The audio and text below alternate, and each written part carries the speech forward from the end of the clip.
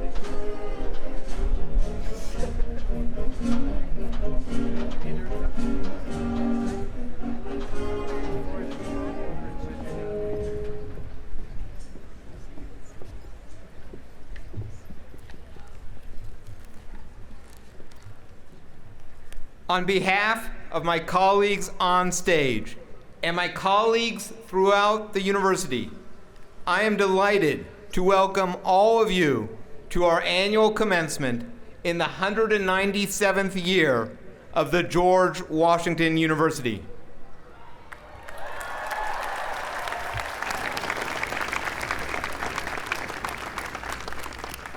We will continue our ceremony with the presentation of the colors by the George Washington University Naval Reserve Officer Training Corps Ceremonial Color Guard, and the national anthem sung by Millicent Scarlett, a professor in the Department of Music. Would those who are able please stand and remove your hats?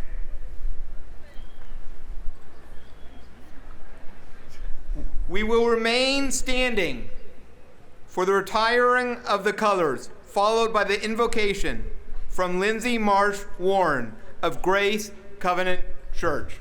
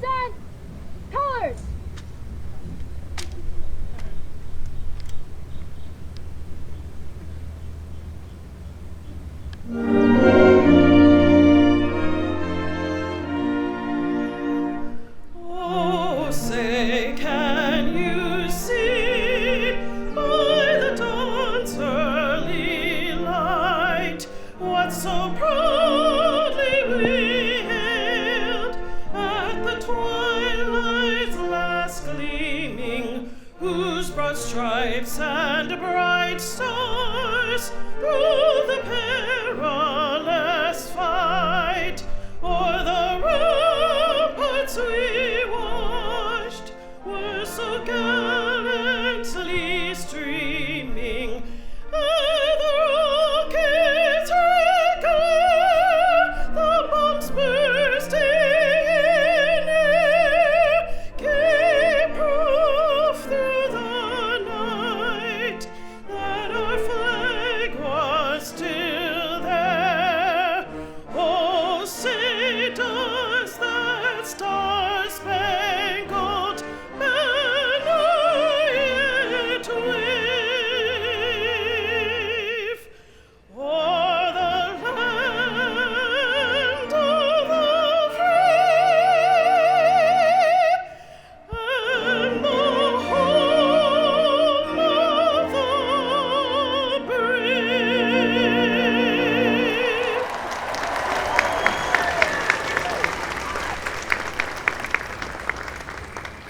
Ready, cut. One time. March. Colors. Forward. March.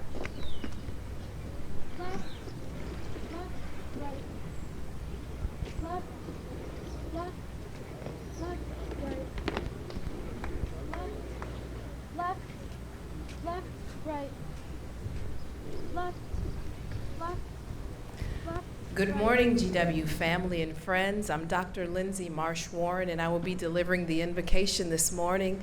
I also am GW alum from graduating undergrad medical school, as well as doing my residency training in the Department of Anesthesiology at the George Washington Hospital. So I've been a part of the community for over 20 years, and I'm just excited to be with you all this morning. Let us pray. Heavenly Father, we honor and acknowledge you in this moment. You are so good, God, and we are so grateful for life, health, and strength, and that you've allowed us to see this day, Commencement 2018, for the George Washington University. This is truly the day that you have made. In this moment, I speak a blessing over this nation, this nation's capital, this commencement ceremony, the university, the leadership, the faculty and staff, the graduates, and all of the families and ethnicities represented. Lord, let your will be done and have your way. Lord, today we are so grateful for each graduate. Even though there are so many sitting here together, you know and see each one of them individually. There were, of course, difficult moments, but by your goodness and your amazing grace, these graduates have overcome every obstacle. Lord, we invite you into this moment. Holy Spirit, have your way in this moment as we honor and celebrate the diligence and the dedication of the class of 2018. Their labor has not been in vain, and today they cross the finish line only to embark on a new journey. Lord, I ask, bless the work of their hands, make those crooked places straight in their lives, and give them discernment to make wise decisions in the days that lay ahead.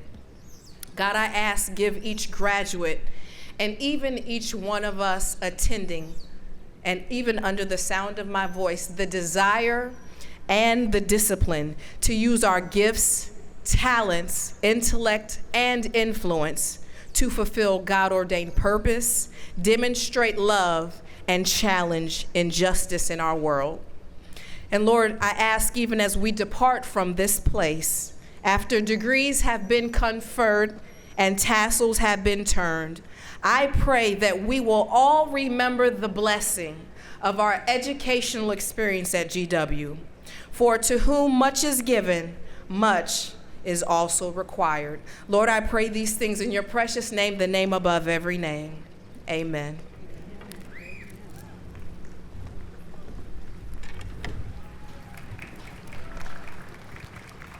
Please be seated.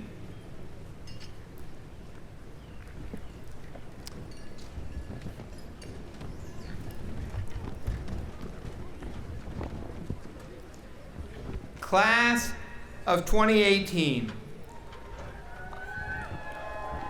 I am delighted to open this ceremony in this one-of-a-kind setting the National Mall. To gather here between the Washington Monument, dedicated to our university's namesake, and the United States Capitol building is a fitting tribute to your achievement in completing your studies at the George Washington University. In addition to congratulating the members of the class of 2018, I want to give a special recognition to all the family members who join us today and have been important pillars of support to our students.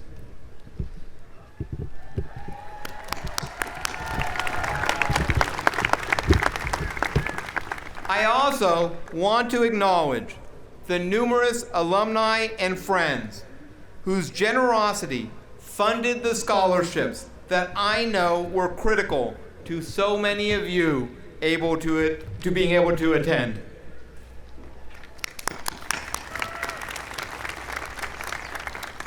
I am now pleased to invite the president of the university to join me at the podium.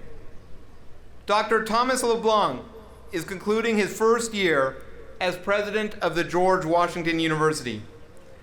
President LeBlanc leads a community of faculty, students, and staff that numbers more than 34,000 people. As we approach our bicentennial, President LeBlanc has been continuously emphasizing the contributions that this university makes through the students it graduates and the research it conducts. Please join me in welcoming the George Washington University's 17th president, Thomas Leblanc.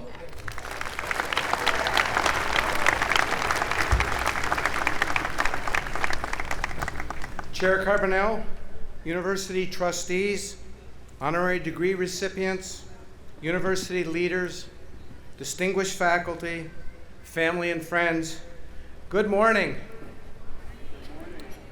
Graduates, let me begin by congratulating you on your outstanding achievements. Today, on the National Mall, in the bright sunshine, there are 25,000 graduates, family, faculty, friends to celebrate you. This is truly an only at GW moment. So much so that I feel compelled to take a picture.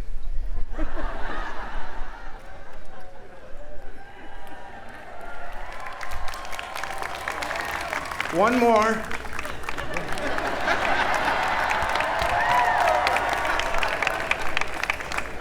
If you'd like a copy, just text me. I'd like to thank our host, the National Park Service, for its gracious and generous help preparing this incredible setting for today's ceremony.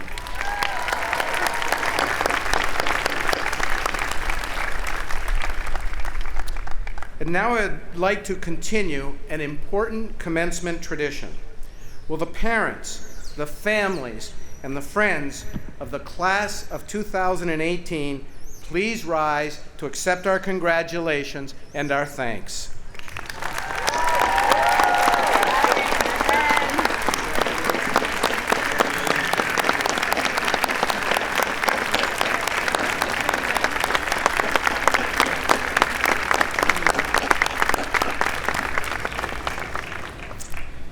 It is now my pleasure to recognize the special guests who today will receive the university's highest honor. Can our honorary degree recipients please stand when called upon? Please join me in welcoming President Emeritus of the George Washington University and University Professor of English, Dr. Steven Knapp.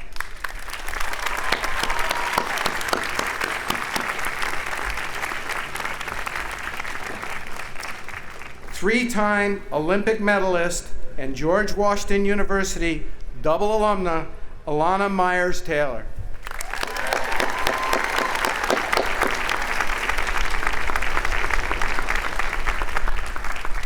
And the president of the National Academy of Sciences and renowned geophysicist, Dr. Marcia Mcnutt.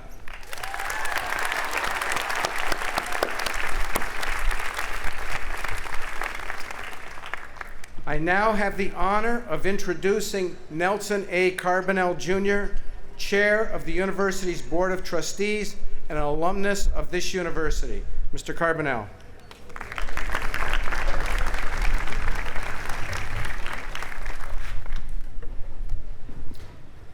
Thank you, President Leblanc. Now, before I begin my remarks, some of you may wonder, what does the board chair do at commencement? Well, the first thing I do is arrange the weather, so you're welcome. It's going to rain tonight, I believe. So I am honored as the chair of the Board of Trustees to join President LeBlanc and my fellow trustees, many of whom are also alumni and parents, relatives and friends of GW students, in welcoming all of you to this very significant occasion as we celebrate the class of 2018 and their many achievements and accomplishments. First, may I ask the trustees who have joined us this morning to please rise and be recognized by the audience.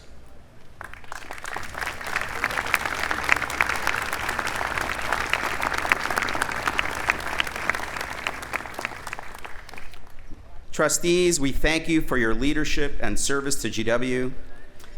We are all grateful for your commitment. I would also like to add to the President's recognition of our distinguished guests and offer an additional welcome to our honorary degree recipients. President Emeritus Steven Knapp, Olympian Elana Meyers Taylor, and our commencement speaker, Dr. Marcia Mcnutt.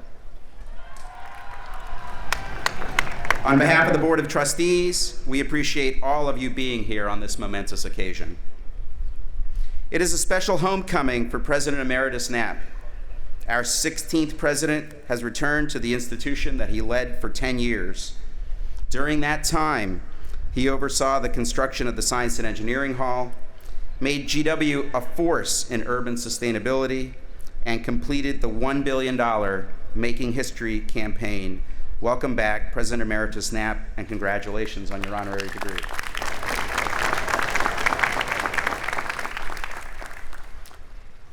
Today's commencement ceremony marks a number of important milestones. It is President LeBlanc's first commencement on the National Mall as president of the George Washington University. Pretty cool, huh? Very cool. For our faculty and staff, it is an appreciation of the effort that you have invested in your students. For the families and friends joining us, today is a celebration of the love and care that you provided to help our graduates through their journey at GW. Finally, for you, our graduates, today represents the culmination of years of hard work and hard-earned knowledge. Your degree signals that you have distinguished yourselves as scholars and citizen leaders. These are important titles that you will carry forward with you into the world. Remember, your experiences at the George Washington University have shaped who you are. At President LeBlanc's inauguration ceremony, I called on you to consider the words of another Nelson, Nelson Mandela, who said, "Education is the most powerful weapon which you can use to change the world. We can change the world and make it a better place.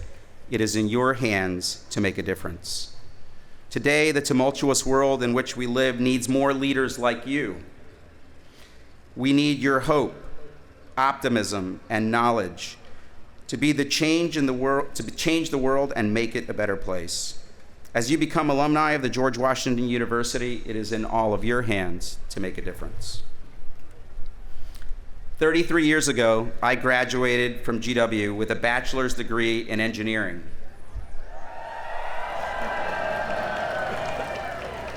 That's all you got? Okay, all right, okay, well done. From my own experience, I can tell you that the time I spent here, the education I received, and the friends I made have stayed with me and continued to enrich my life. GW prepared me well for opportunities and challenges that I faced throughout my life. I will forever be grateful and loyal to the university. Becoming an alumnus of the George Washington University remains one of my greatest honors. I am excited to welcome all of you as graduates of one of the most respected and admired universities in the world. We are proud of you, and I know you will always be proud to say, I am a graduate of the George Washington University. Congratulations to all of you, and raise high.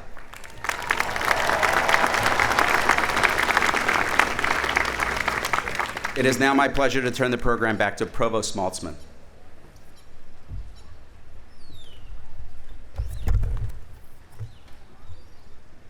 I would now like to recognize this year's recipients of the George Washington Awards. This award is conferred for extraordinary contributions to the GW community.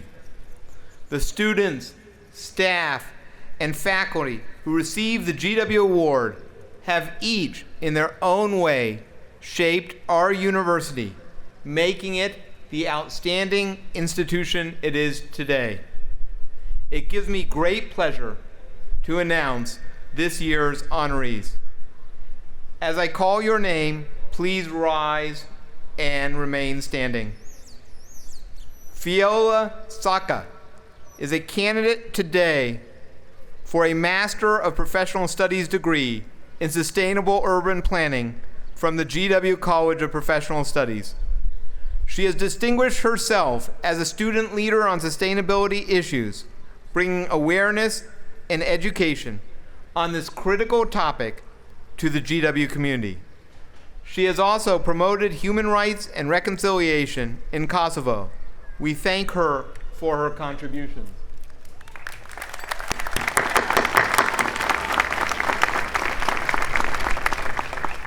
J. Andrew Carlander is a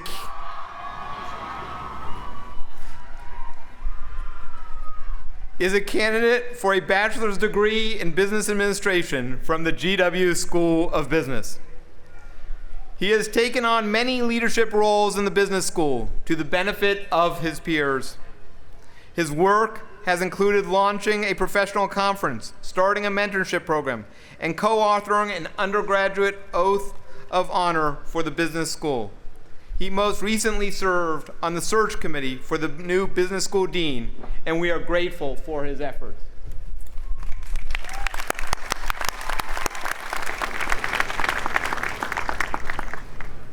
Liesl Riddle is an associate professor of international business and international affairs. She serves as a mentor to the university's inaugural class of Posse Scholars, working with them on their academic and professional progress at the university. She also organizes the Posse Plus Retreat, an annual event that brings almost 100 students, staff, and faculty together to discuss issues that confront our campus and the nation. Liesl doesn't expect accolades for this work. In fact, she takes on the extra hours and then says thank you to us for letting her work with these wonderful students. I am honored to have her as a colleague and a friend.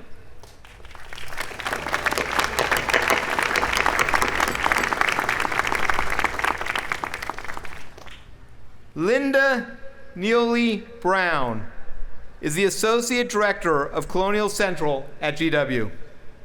Though she could not be present today, we hope she's watching online as we celebrate her work.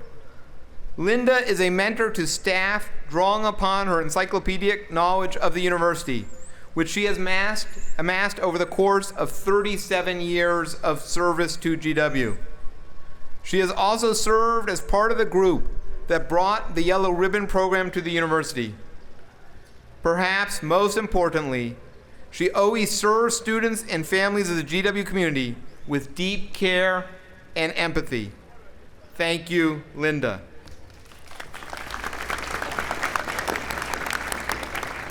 Please join me in congratulating the winners of the GW Awards.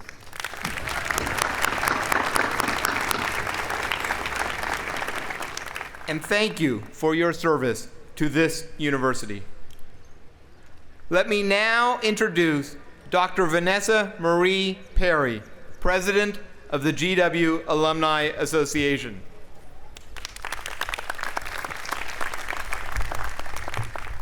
Good morning, class of 2018. My name is Vanessa Perry, and I'm a 99 graduate of the Milken Institute School of Public Health. And I'm here to officially welcome you to the George Washington University Alumni Association. We are thrilled to have you, and we can't wait to see what you will accomplish. With the Capitol behind us and the monument in front of us, I am reminded of the historic legacy of GW, an institution that stands for the highest values of intellectual pursuit and academic rigor.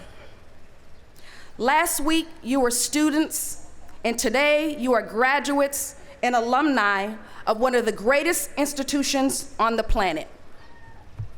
You have much to be proud of, and I want you to remember your only at GW moments as many that set you apart from the rest of your peers, from meeting heads of state, entertainers, political pundits, Olympic-winning athletes, and prize-winning authors. Remember, GW did that. Whether it's when I'm here in Washington, D.C., working in New York, or traveling the world, I'm always surrounded by GW alumni. Let me acknowledge the GW alumni among us today and show you that from now on, you too will be surrounded by your GW alumni family. Can all of us who earned a GW degree prior to today please stand and be recognized?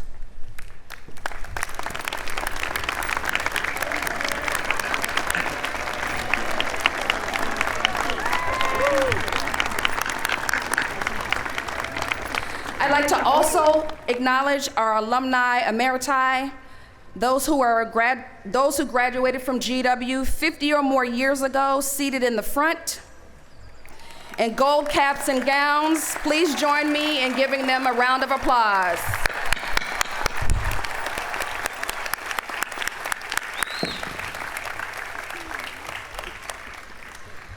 One thing I know about our GW alumni is that we help each other out. GW grads support each other in career, in friendship, and in other ways, big and small. The good news is that because of you, there are now more than 290,000 alumni living in more than 150 countries around the world. And there is strength in numbers. That's 290,000 networking opportunities, 290,000 people ready to help you out. But it isn't a one-way street. It's up to all of us to give back to our university. It's up to all of us to open doors for our GW family. It's up to all of us to help each other out. And the options to help each other out are endless. You can hire an intern, donate to a scholarship fund, or attend a career event for students. You can speak at your favorite professor's class, cheer the loudest at a basketball game, or organize a group of friends to attend a GW reunion. Our university is stronger, our future is brighter, and our alumni are better off when we support each other. I look forward to helping you all out, and I congratulate you on this monumental day.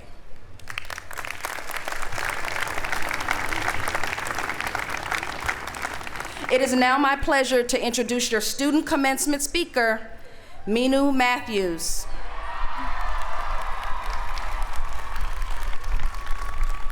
Meenu is graduating today with her Bachelor of Arts in International Affairs from the GW's Elliott School. Meenu has truly made the most of her time at GW and in Washington, D.C., and I can't wait to hear more from this inspiring young woman. Please welcome Meenu Mathews.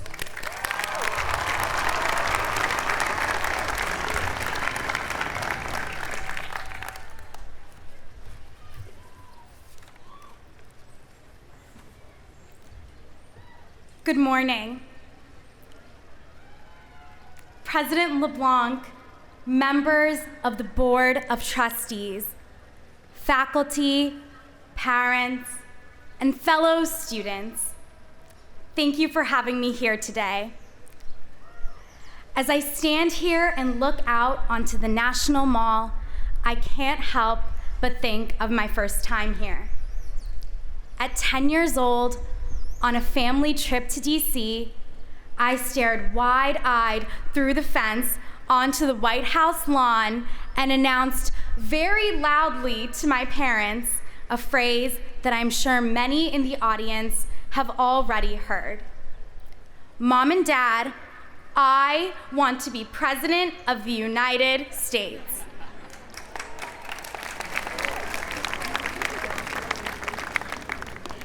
Exactly 10 years later, during my time at GW, I, a first-generation American,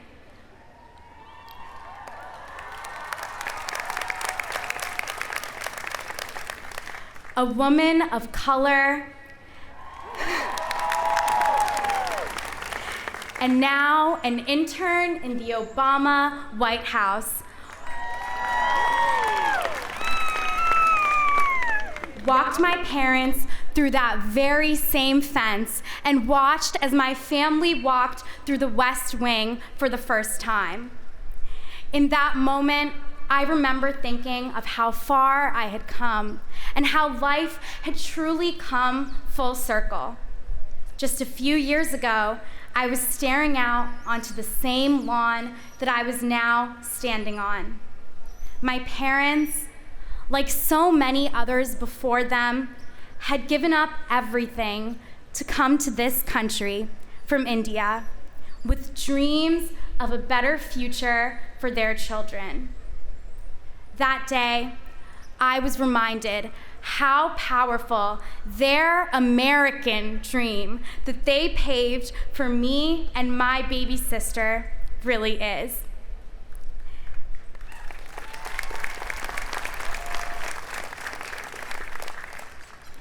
If there's one thing that I've learned during my time at GW, it is that each of us has the power to cross those fences, walk across lawns, and open doors that we never even dreamed we could. Because the classes, the experiences, and the opportunities that GW has given us these past few years have equipped us with the courage and the knowledge to change the world, no matter who we are or where we come from. Looking around at our graduating class, I see the future of America. I see soldiers who will fight for our freedoms overseas, doctors who will find a cure to cancer, future ambassadors and cabinet members who will change the course of history, and educators who will shape the lives of generations to come. I see leaders and adventurers who will make a difference not just in Washington, but in the world. But most importantly, I see classmates turned to friends, professors turned to mentors, and people who have made a city that once seemed so big into a home. In a few minutes, we'll toss our caps and say goodbye to our GW experience, but I know that there is so much left for each and every one of us to do. But I hope that as we stand here in reflection, we take a moment to thank those who were on this road alongside us. Thank you to those who have helped us reach as high as we have. God, our friends, our mentors. Thank you to our professors who have taught us more than any textbook ever could. They have taught us to be leaders and global citizens. Thank you to our staff members who work tirelessly in support of the student experience. From our administrators to those who keep our campus safe, and clean.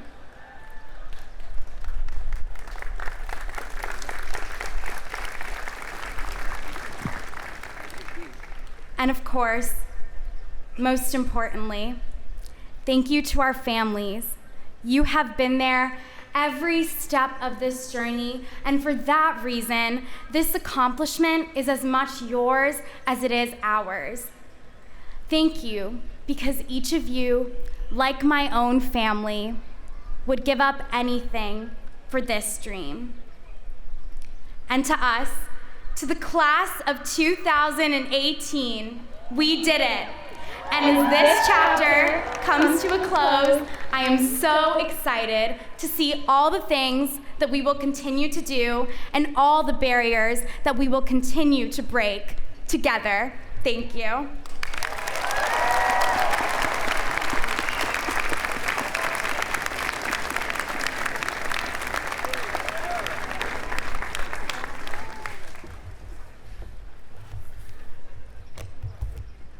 Thank you very much, Minou.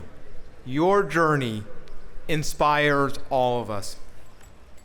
President Leblanc will now confer the honorary degrees.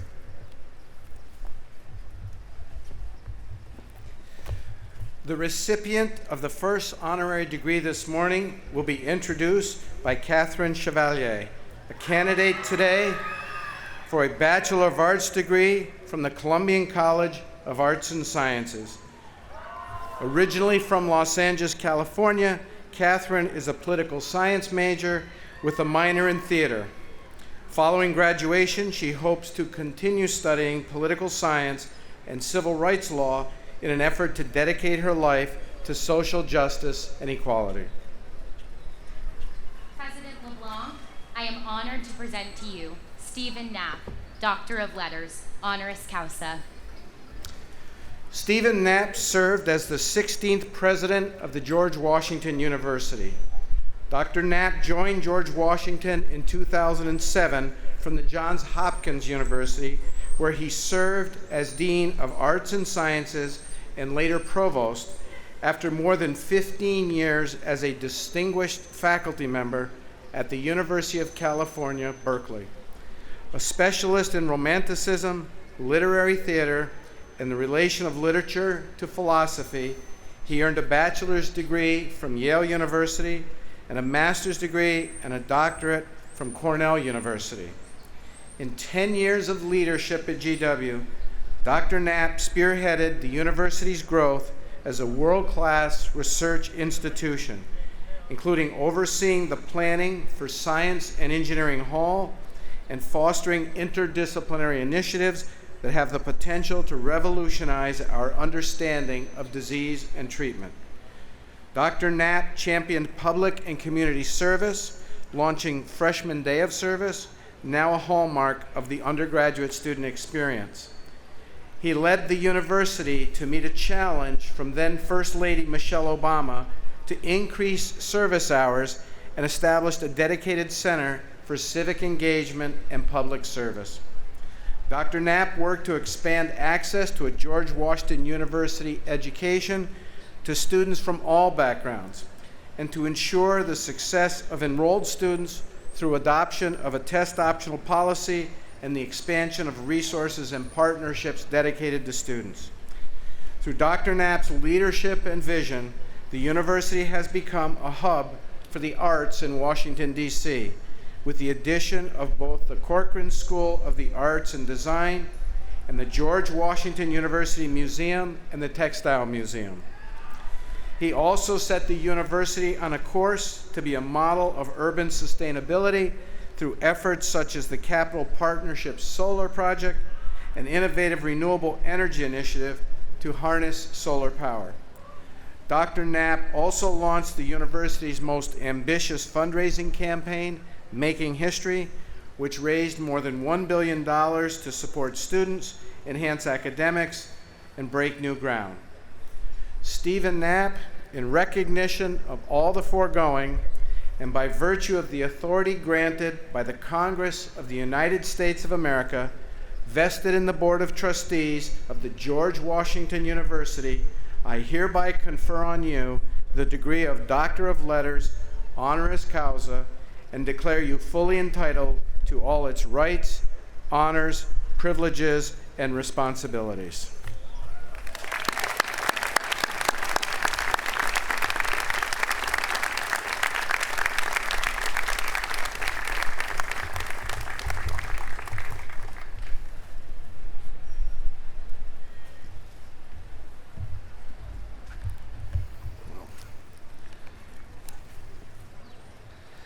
Thanks very much, Kat. Chair Carbonell, President LeBlanc, Provost Maltzman, distinguished colleagues, friends and family members, class of 2018. I'm deeply grateful to the faculty and the Board of Trustees for this very special honor. This is the 11th time I've been on stage for a GW commencement, but the very first time I've been on the receiving rather than the giving end of the ceremony. I have to say it's a very humbling experience. When I traveled over the course of a decade across the country and around the world, meeting alumni, parents, and friends of the university, the question I was asked more often than any other was, what had most surprised and impressed me about GW? Was it the location? Well, really, what institution in the world can beat this as a location for its commencement? Was it the front row seat in the theater of history that we, more than any other American university, could offer our students? The opportunity, for instance, to hear directly from the President of France on his very first state visit. Was it the breadth and complexity of a university with a dozen schools and a student body approaching 30,000? Or the many remarkable ways in which our faculty members marry theory and practice? My answer was always the same, and it still is. What impressed me more than anything else was our students. You've heard a little bit about that from Meenu today. You'll understand what I mean. I know my wife Diane, who's here, along with my daughter Sarah, her husband Ephraim, and their 3 young daughters would agree. In my previous job as the provost of another institution, I spent most of my time with faculty. And enjoyable as that can be, distinguished colleagues, and it really can be enjoyable, it can't quite match the energy and inspiration that a president inevitably draws from the students who come year after year to this great university in the heart of the greatest capital city in the world, and who come because they care about this nation and the many other nations from which we draw them, and because they want to learn how to change the world. Just last week, I had an opportunity to meet 4 students, all women as it happens, who had just finished or were just beginning projects applying what they learned in the classroom to solving real-world problems and making a difference in the lives of others. One was a junior who had developed a program for addressing food waste in Washington schools and using that opportunity to expose public school students to the deep connections between social, environmental, and food justice. Another, who graduates today with a master's in public health, had just returned from India, where she worked in a program to persuade young boys to support the education of their sisters and their female cousins. A third is studying the resiliency of international students in the Alexandria schools right across the Potomac River, students who face the challenge of learning English and making their way in a new culture. And the fourth is developing a database, a mapping project, and mobile application to help Native American families and tribal leaders address the tragedy of missing and murdered Indigenous women in the US and Canada. I was no longer surprised to encounter such students, but I was as moved and inspired as always. I earnestly hope that all you who are graduating today, whether or not you undertook individual projects of that kind during your time at GW, will carry that spirit of service into whatever you do next. As I said 10 years ago and meant every time, graduates, you are our future. You really are. Thank you.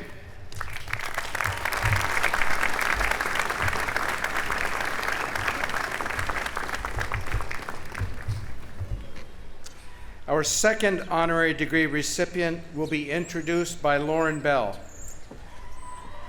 Lauren is a candidate today for her Bachelor of Arts degree from the Columbian College of Arts and Sciences. She is a double major, studying psychology and organizational sciences. She has been a leader on our campus community, involving herself in roles dedicated to service and mentorship. And she says that to her parents' delight, she graduates having accepted a full-time job as a digital strategist beginning in June. President LeBlanc, I am honored to present to you Elana Meyers Taylor, Doctor of Public Service, honoris causa.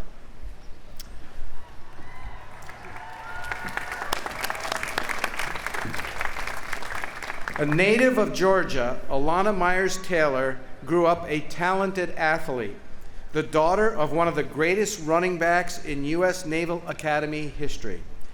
She decided she wanted to be an Olympian at age 11 when the Summer Games came to her hometown of Atlanta. In 2003, Ms. Meyers Taylor arrived at the George Washington University as an undergraduate student and the university's first softball recruit. She was an exceptional student athlete, finishing her collegiate softball career as the all-time GW leader in nearly every offensive category. She was twice named Atlantic 10 Student Athlete of the Year for softball and honored as an academic All-American. Ms. Meyers Taylor is a two-time GW alumna, earning first a bachelor's degree in 2006 and then a master's degree in tourism administration in 2011. She was the first softball alumna inducted into the GW Athletics Hall of Fame, and her number 24 has been retired. Ms. Meyers Taylor turned to bobsled in 2007 at her parents' suggestion after softball was cut as an Olympic sport. She auditioned for the national bobsled team and was invited to join. In the 2010 Olympics in Vancouver, Ms. Meyers Taylor earned her first Olympic medal, a bronze. 4 years later, in 2014, she was on the Olympic podium again, winning silver in Sochi. Earlier this year, Ms. Meyers Taylor became the first American woman to win 3 Olympic bobsled medals, earning another silver in Pyeongchang. In addition to the Olympic medals, she has also won 4 world championships in bobsled. Ms. Meyers Taylor has been an inspiration to our student athletes who greatly appreciate her visits to her alma mater and the opportunity to learn from her. Her competitive spirit and persistence embody the Olympic and the colonial spirit. Elana Meyers Taylor, in recognition of all the foregoing, and by the virtue of the authority granted by the Congress of the United States of America, vested in the Board of Trustees of the George Washington University, I hereby confer on you the degree of Doctor of Public Service, honoris causa, and declare you fully entitled to all its rights, honors, privileges, and responsibilities. Congratulations.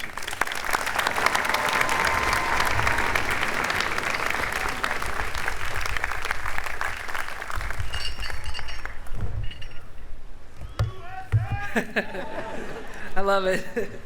What a gorgeous day, everyone. Couldn't ask for better weather. Well, it's an absolute honor to be here. Thank you, everyone. I never would have thought I would be standing in front of all of you. So, students, look to your left, look to your right, and you never know who will be in my shoes next. Hopefully all of you. Might make for a long ceremony, though. I can honestly say I never thought I'd be up here, but it's a huge honor to be here.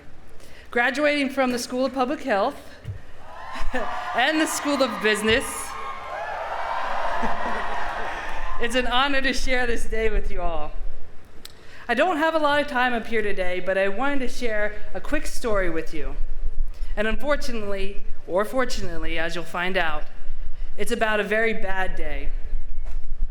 In July of 2004, I had the opportunity of a lifetime. It was the combination of the MCATs, the SATs, the ACTs, and maybe even the bar exam all rolled in one for the Olympics. I had the opportunity to try out for the U.S. Olympic softball team. The tryout was held in Oregon, so I drove up to Oregon with my father to prepare for the tryout. As nervous as I was, I knew this was going to be my shot. I was trying out for the 2008 Olympic team, and this was the last time softball would be offered in the Olympics. So I knew this was my opportunity. I had dreamed of being in the Olympics my entire life, so I wanted to take full advantage of it. But I was nervous, and as nervous as I was, I went into that tryout and tried to give it all I had. Moments before the tryout, my father looked at me, and he said, "I know you're nervous, but you're a better athlete than I ever was. You can do this. Just believe in yourself and go out there and play well with others." Unfortunately, as good as his advice was, I did not play well with others. Ball after ball passed my bat. Ball after ball, I swung and missed. I struck out time after time again. And as devastated as I was, I thought my Olympic dreams were over. I walked away from that tryout with tears in my eyes. I thought my Olympic dreams had ended. As I sat in the car that evening, tears streaming down my face, myself sobbing uncontrollably, I thought it was over. And my father looked at me and said, "Everything happens for a reason. You don't know why this is happening right now, but it has happened for a reason, and you'll come out of this. You'll bounce back even stronger." So as devastated as I was, I had a choice to make. What would I do with this devastation? Oddly enough, it was my mother who came up with the next brilliant idea. My mother was sitting down one day and watching television. And on the television, she saw a young woman competing in the sport of bobsled. She looked at the TV and said, "Yeah, this is something my baby could do." And she put that idea in my head that my Olympic dream was not over. And it wasn't. So on her advice, I Googled bobsled, thank goodness for Google, and found the coach's email address and quickly sent him a response. And a few short days after that, I was headed to Lake Placid to New York, where I would find that my Olympic dream wasn't over. And with a lot of hard work, determination, and yes, some bad days, I was able to live the dream of a lifetime. Now, I don't have time to share all the details, but I got very good at pushing heavy things very fast and running on ice. I've since then gone around the world and lived my dreams. I've met some amazing people, including my husband, who sits in the front row. And I've been blessed to wear the Team USA uniform proudly on my back and win a couple Olympic medals.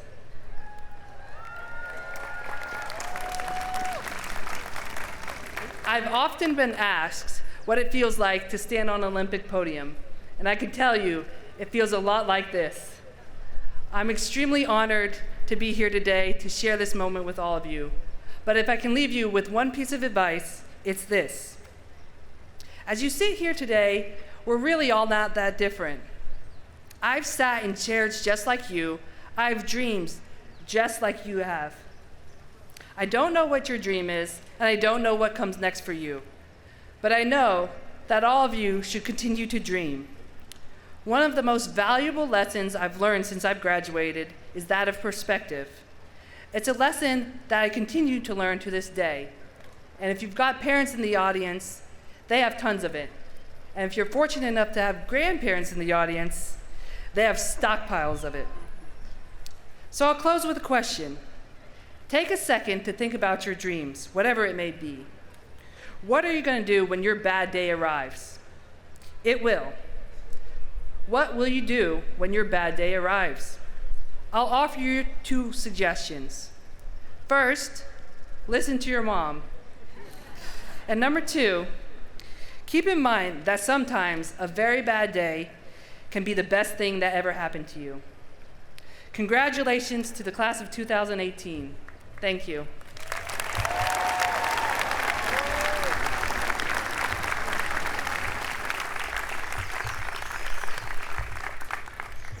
Our final honorary degree recipient will be introduced by Michael Ramirez. Michael is originally from Crofton, Maryland. He is a candidate today for a Bachelor of Accountancy degree with a minor in Applied Ethics from the GW School of Business. After interning at the Department of Homeland Security, Michael will be going to work there full-time and plans to also attend GW for graduate school in the fall. President LeBlanc, I'm honored to present to you Marcia Mcnutt, Doctor of Public Service, honoris causa. Marcia Mcnutt grew up in Minnesota in a family that valued education for girls and women. Encouraged by her parents, she excelled academically and graduated as valedictorian of her high school class. Dr. Mcnutt studied physics at Colorado College and then earned a doctorate in earth sciences and geophysics from the Scripps Institution of Oceanography, where she pursued her interest in plate tectonics and how the Earth behaves under stress.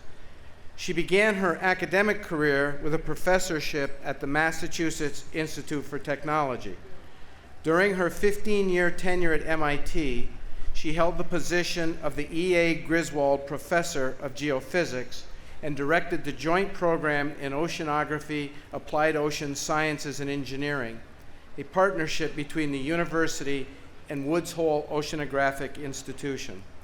Dr. Mcnutt left MIT in 2000 to lead the Monterey Bay Aquarium Institute.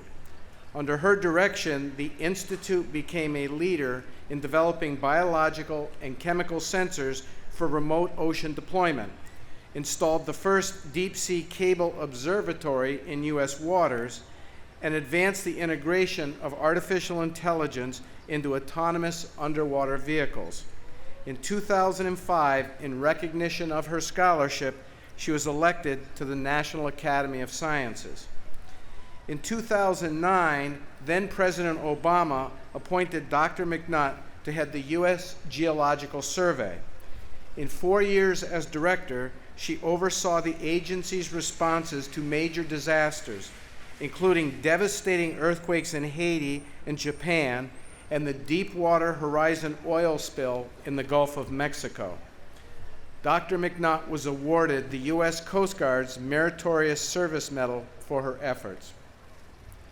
After 3 years as editor-in-chief of the prestigious Science family of journals, she was elected the president of the National Academy of Sciences.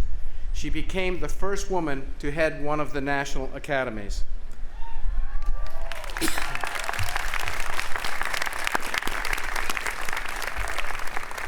Dr. Mcnutt's many honors include membership in the American Philosophical Society and the American Academy of Arts and Sciences. She also served as president of the American Geophysical Union and is a fellow of the American Geophysical Union, the Geological Society of America, the American Association for the Advancement of Science, and the International Association of Geodesy. Dr. Mcnutt has dedicated herself throughout her career to furthering inquiry and scientific discovery. She is a role model for all aspiring researchers. Marcia Mcnutt, in recognition of all the foregoing, and by virtue of the authority granted by the Congress of the United States of America, vested in the Board of Trustees of the George Washington University, I hereby confer on you the degree of Doctor of Public Service, honoris causa, and declare you fully entitled to all its rights, honors, privileges, and responsibilities.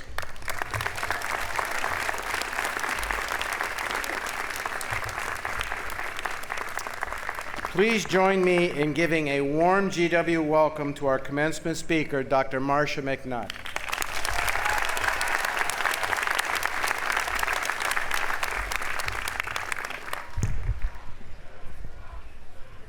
Well, good morning, graduates, parents, family, friends, faculty, and special guests. It is certainly my honor to be here today, given the special privilege of being your commencement speaker. I was actually so thrilled to be asked to speak to you all here today that the first thing I did was I immediately told my 3 daughters about this. And here was their response, if you can show it up on the Jumbotron. Now, I know it's really bright out there and you probably can't see what they said, but they say, "We want a Michelle encore." So I tried not to be too disappointed in my daughter's reaction. After all, we all adore the former First Lady. I mean, duh, of course. So I turned to my faithful and trusted canine buddies and confided in them my excitement. And here was their response. Now, for those of you who can't read what they said, it's, "We want Ruffles Knapp." Now, I thought, even you? I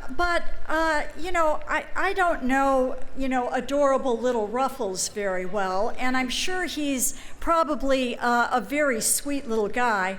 But my own dogs, who live on our ranch in California, don't always display the best judgment, especially when it comes to personal hygiene. They spend their days jumping into skanky cattle troughs and rolling in pig manure. So, I really questioned what kind of advice they would pass on to you. So I decided it was best to go with the original plan to deliver this address rather than cede my spot to Ruffles. Now, before First Lady Michelle Obama, nearly everyone's first choice, I will admit, to give this encore today, before she addressed GW's graduating class of 2010, she challenged that class to an amazing 100,000 hours of community service, which they delivered. Yeah, yay, class of 2010. Now, I also have a challenge for you, class of 2018. I challenge you to become beacons of hope. I challenge you to become beacons of hope in your careers, in your families, in your communities, and in the world. And I want you to become beacons of hope at a time when many in the US and the rest of the world are losing hope. William Barclay, who was a 20th century Scottish professor of divinity, said that there are 2 great days in a person's life: the day we are born and the day we discover why. The diploma that you will be given today from this great university is a powerful tool for you to discover your why. I want you to find it and use it to bring hope back into this world. So why am I here enlisting you into an army of hope? In late 2016, something unusual and almost unprecedented happened in the United States. Life expectancy of Americans, after decades of gains, began to decline. And the main culprit was opioids.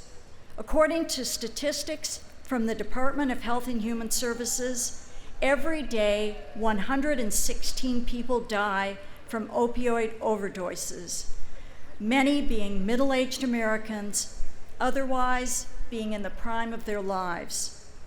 The opioid epidemic defies easy answers, but experts agree that drug abuse is on the rise and it's fueled by an epidemic of despair.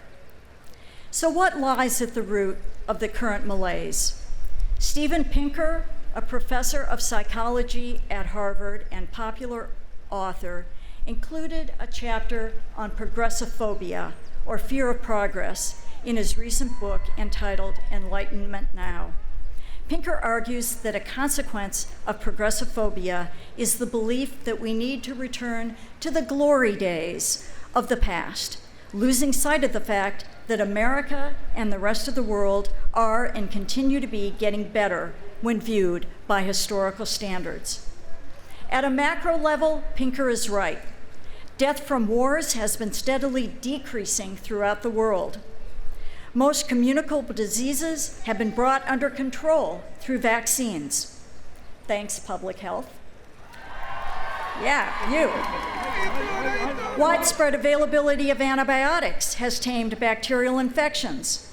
Globally today, more people actually die from overeating than from starvation. We each have the knowledge of the world available at our fingertips from our cell phones. Thanks, School of Engineering. People have the prospect of being able to live longer, healthier, and more productively than during any previous time in human history. 100 years ago, farmers were 30% of the American workforce. Today, it's less than 2%. Advances in agricultural science and technology have resulted in a migration from rural America to cities, freeing up more citizens to be bobsledders, or artists, or astronauts, or poets, or whatever they want to be. But how do we inspire young people to see those doors that are opening ahead rather than the doors that are closing behind, especially if they are embedded in a community that is suffering from an epidemic of despair? So I'm arguing today that hope is the best antidote to that epidemic of despair. But in order to give hope, we first have to acknowledge that the concerns about progress and those being left behind are real. Data show that inequality in America has been growing steadily for the last 35 years. Far too many individuals believe that the American dream is dying, and that they see that hard work and perseverance is not enough to rise up from disadvantaged beginnings. So how do we counteract the bias of birth? Well, let me tell you about a woman I was pleased to meet at the National Academy named Frida Pauly, who is the CEO and founder of a small startup called Pymetrics. At a time when too many experts in AI and neuroscience are using their skills to try to get people to click on an ad, she is instead providing hope for those who aspire to the American dream. She applies neuroscience gaming and cutting-edge machine learning and artificial intelligence to make hiring decisions. The beauty of it is that it eliminates the bias inherent in hiring based on the standard resume. And the result is that her clients find that her approach leads to a high-performing workforce, and most important, a workforce that naturally mirrors the diversity of America. As an example, one of her clients hired into a top-paying job a new employee whose only prior experience had been as a stock boy. And yet that stock boy performed as well or better on the neuroscience gaming as the company's top performers. The firm needed to actually alter their reimbursement policy to compensate that new hire up front for moving expenses, because on a stock boy's salary, he couldn't afford the airfare to take the job. So this is hope for anyone when all they're asking for is an even break. But it's not just here in the US that we need to provide an antidote to despair. Enterprising people are finding ways to bring hope directly to those struggling abroad in their home nations. The success of Kiva.org, a pioneer in micro-lending, is now the stuff of legend. Founded by Jessica Jackley and Matt Flannery, who heard a business school lecture on microfinance and knew right away it was the answer to improving the lives of many hardworking entrepreneurs they had met while traveling in Africa and India. These people didn't need donations, they needed loans, very small loans, just tens of dollars to grow their businesses. Jessica and Matt answered the call to action and now have provided hope in the form of more than $1 billion to nearly 3 million borrowers in 85 countries around the globe, all financed through crowdsourcing with no interest.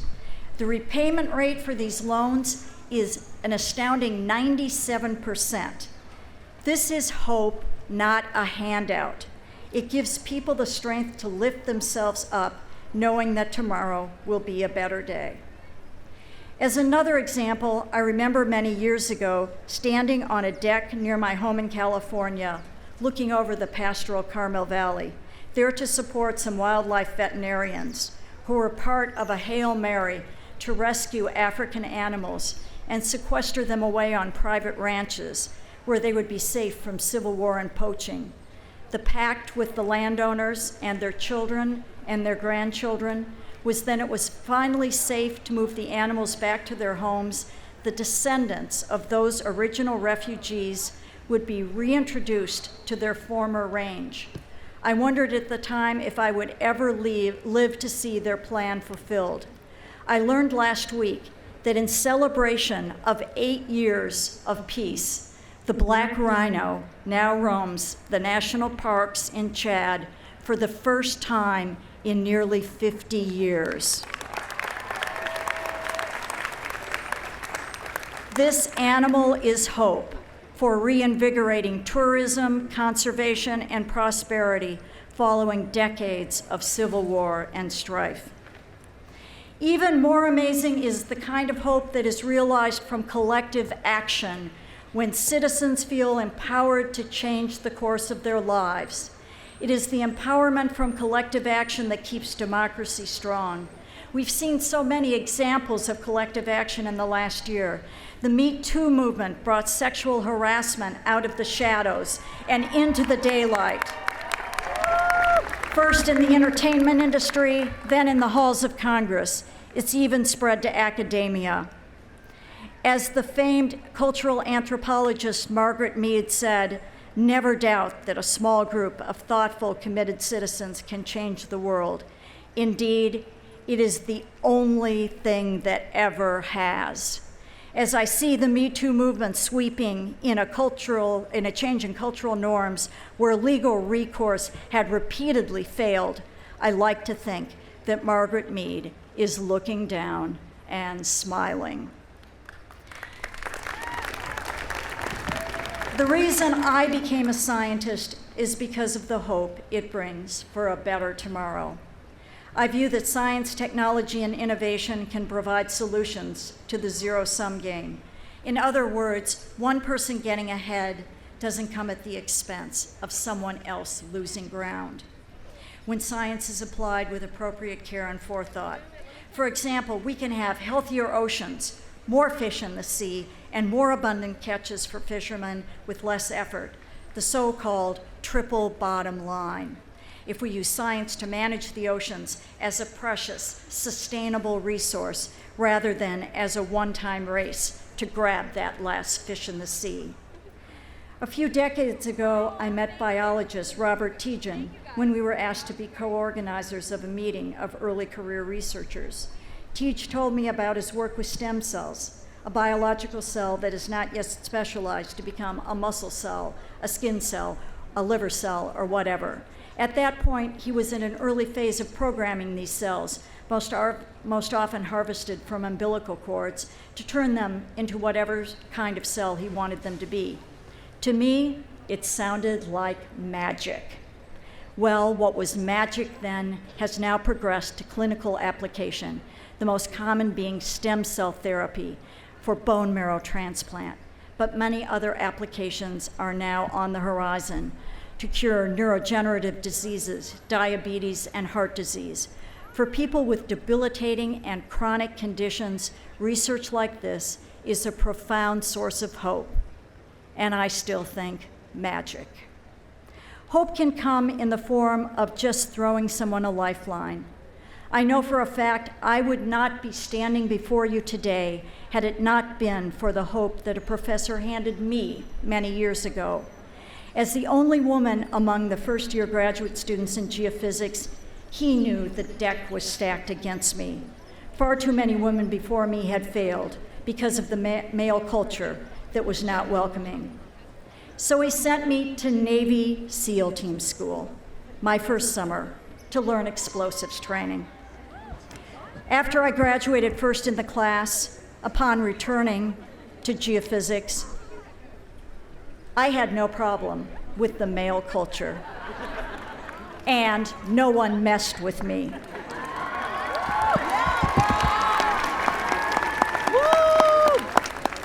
My prospects for completing a degree had suddenly improved markedly, and I tried for the years after to repay that favor forward with my own students and with my daughters and with the other women I came into contact with. The moral is, hope is contagious, and it's a good kind of contagion. So hope is actually all around us, but there's still not enough of it. The good news is that each of you graduates here today has just the skills you need to become an agent of hope. A recent report just out from the National Academies advocates that citizens of the 21st century will benefit from an education integrating the arts, the humanities, the sciences, and the social sciences, the type of education provided by George Washington University. Because hope is inspired when you can dream like the artist, show the heart of the humanist, formulate solutions with the insight of a scientist, and execute projects with the precision of the engineer. I heard a former Navy SEAL say that just the sound of an approaching helicopter would be enough to rally the vital sounds of a grievously wounded comrade, often enough for that soldier to hang on until the medics could treat his injuries. Something as simple as that helicopter sound, and he lives to fight another day. Godspeed to you, class of 2018. I charge you to be that helicopter.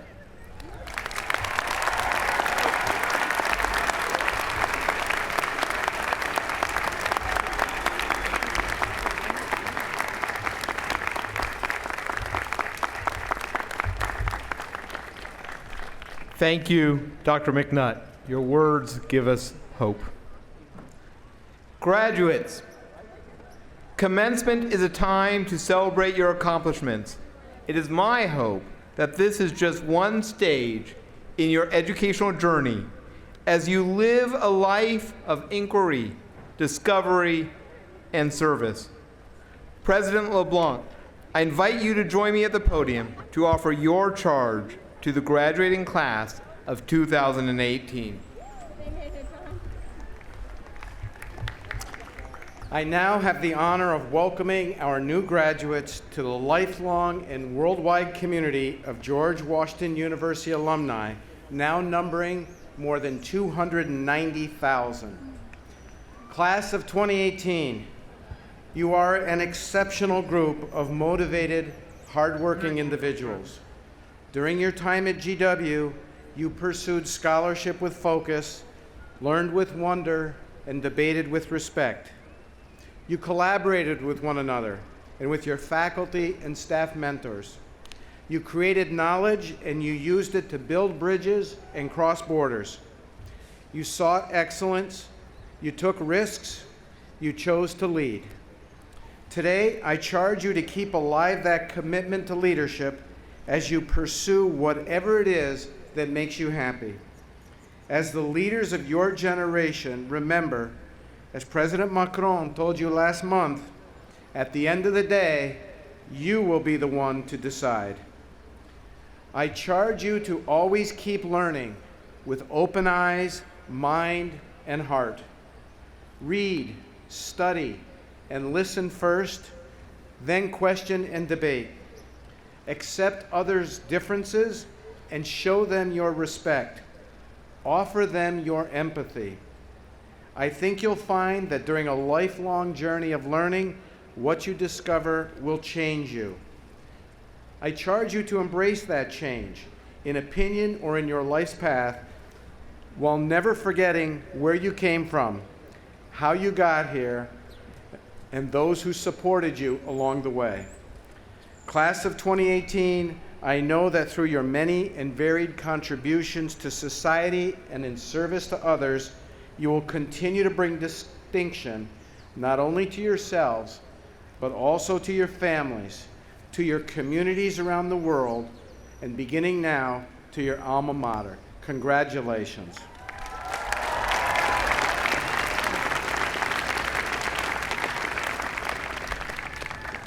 Thank you. Thank you, President LeBlanc. Now, the President of the University will confer the associate's, bachelor's, master's, doctoral, and professional degrees. I ask the deans to rise and come forward in the order of the founding of their schools. Graduates, as your dean announces degrees from your college or school, please rise and remain standing until all the degrees of the university are called. For degrees in Columbian College of Arts and Sciences, Dean Ben Vinson.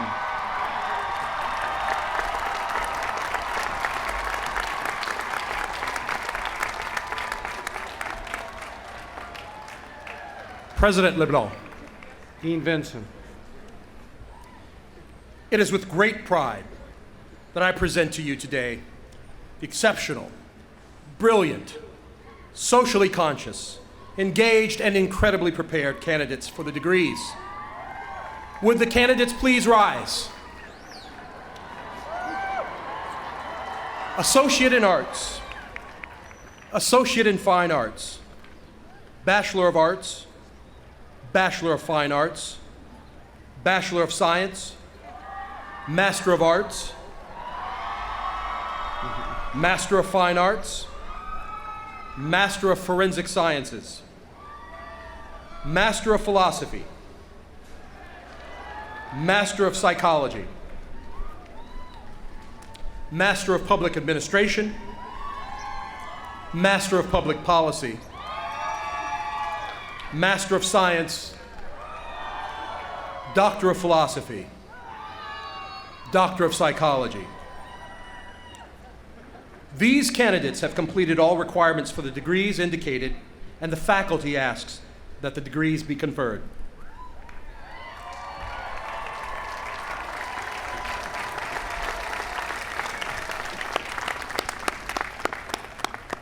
For degrees in the School of Medicine and Health Sciences, Dean Jeffrey Ackman.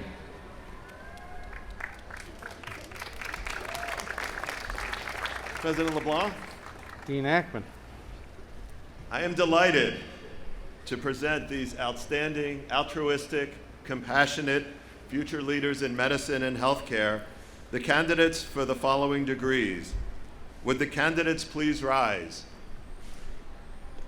Associate in Science, Bachelor of Science in Health Sciences, Master of Science in Health Sciences, Doctor of Medicine, Doctor of Occupational Therapy, Doctor of Physical Therapy. These candidates have completed all requirements for the degrees indicated, and the faculty asks that these degrees be conferred.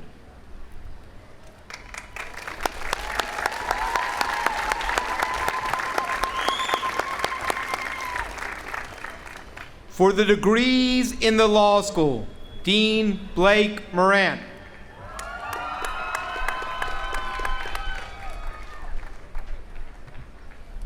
President LeBlanc. Dean Morant. It is my pleasure to present these extraordinary candidates for the following degrees. Will the candidates please rise? Master of Studies in Law, Master of Laws, Juris Doctor, Doctor of Juridical Sciences. These candidates have completed all of the requirements for the degrees indicated, and the faculty asks that the degrees be conferred.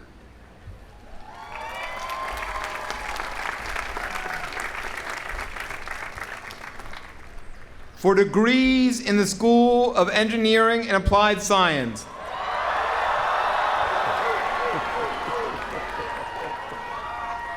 Dean David Dalling.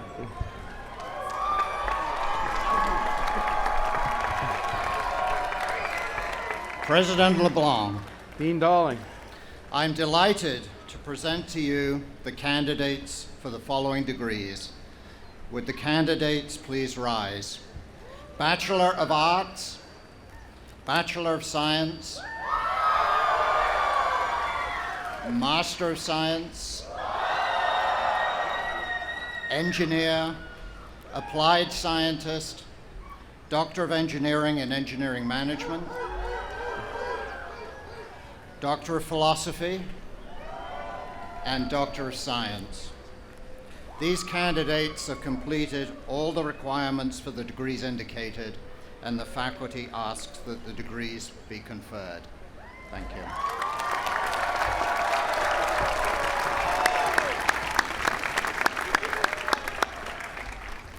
For degrees in the Graduate School of Education and Human Development, Dean Michael Foyer.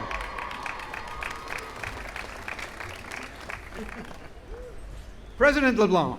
Dean Foyer. It is a distinct honor to present to you the candidates for degrees with the following titles. Would the candidates from the Graduate School of Education and Human Development please rise? Master of Arts in Education and Human Development, Master of Arts in Teaching, Master of Education, Education Specialist, Doctor of Education, and Doctor of Philosophy. These superb candidates have completed the requirements for their degrees, and our world-class faculty asks that the degrees be conferred.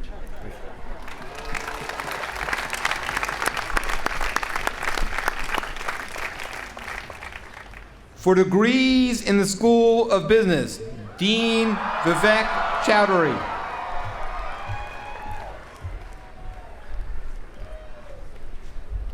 President Leblanc. Dean Chowdhury. It is with great pleasure that I present the entrepreneurs and future leaders of corporate America that have all pledged to bring hope to all of humanity. Would the candidates for the following degrees please rise? Bachelor of Accountancy, Bachelor of Business Administration, Bachelor of Science, Master of Accountancy, Master of Business Administration, Master of Science in Business Analytics, Master of Science in Finance, Master of Science in Information Systems Technology, Master of Science in Project Management, Master of Science in Government Contracts, Master of Tourism Administration, and Doctor of Philosophy. These candidates have completed all requirements for the degrees indicated, and the faculty asks that the degrees be conferred.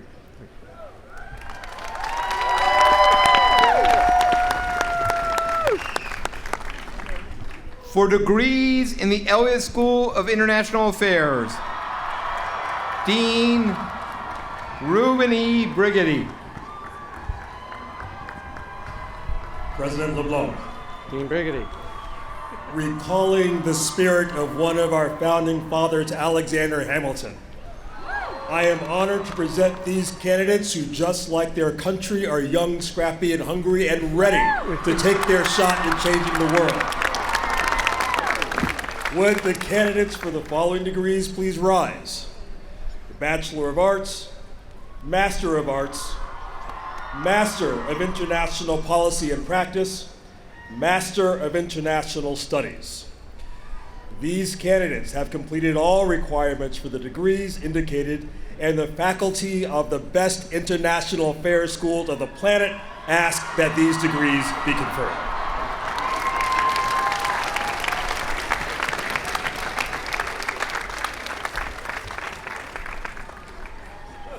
For degrees in the Millikan Institute School of Public Health,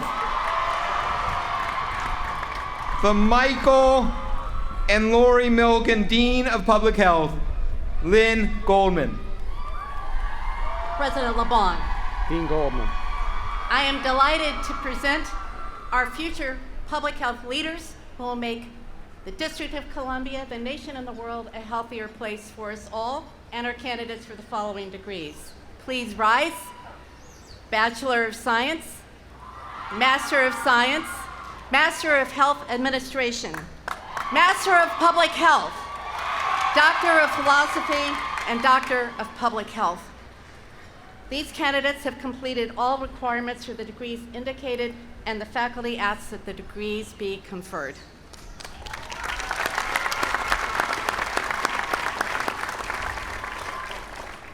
For degrees in the College of Professional Studies, Dean Christopher Deering. President LeBlanc. Dean Deering. I am pleased to present the doubly hardworking and highly professional candidates for degrees from the College of Professional Studies. Would the candidates please rise for the Bachelor of Professional Studies and the Master of Professional Studies. These candidates have completed all requirements for the degrees indicated, and the faculty asks that the degrees be conferred. Thank you, Dean Deering.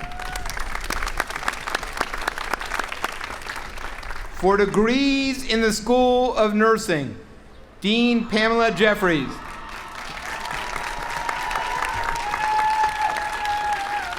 President LeBlanc, Dean Jeffries.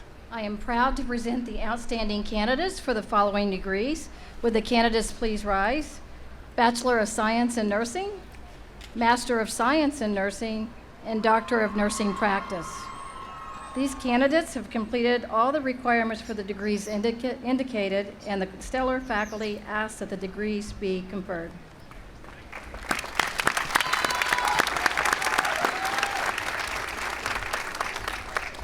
President LeBlanc, before you stand the candidates for associates, bachelors, masters, doctoral, and professional degrees of the George Washington University.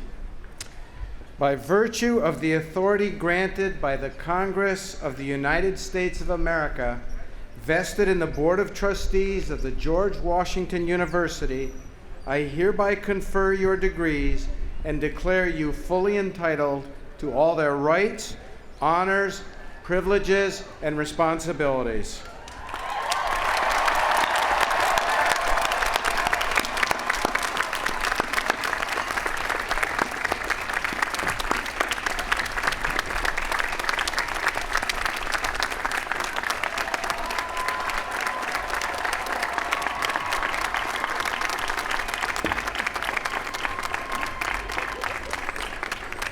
As a symbol of your new status as university graduates, you may now move the tassels on your caps from the right to the left. Congratulations to you all.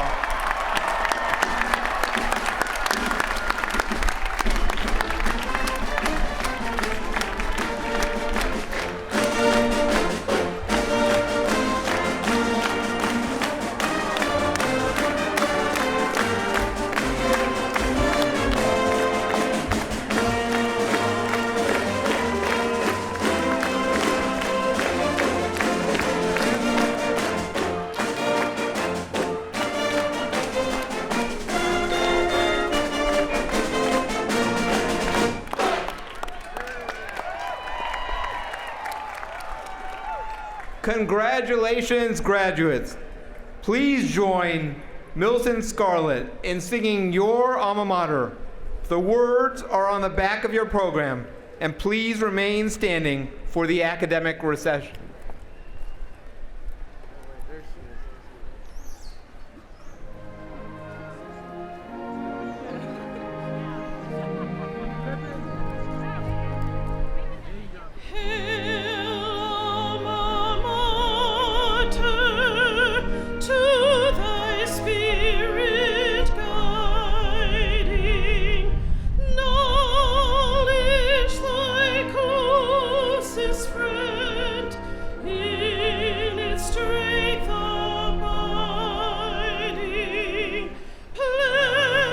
Pledge we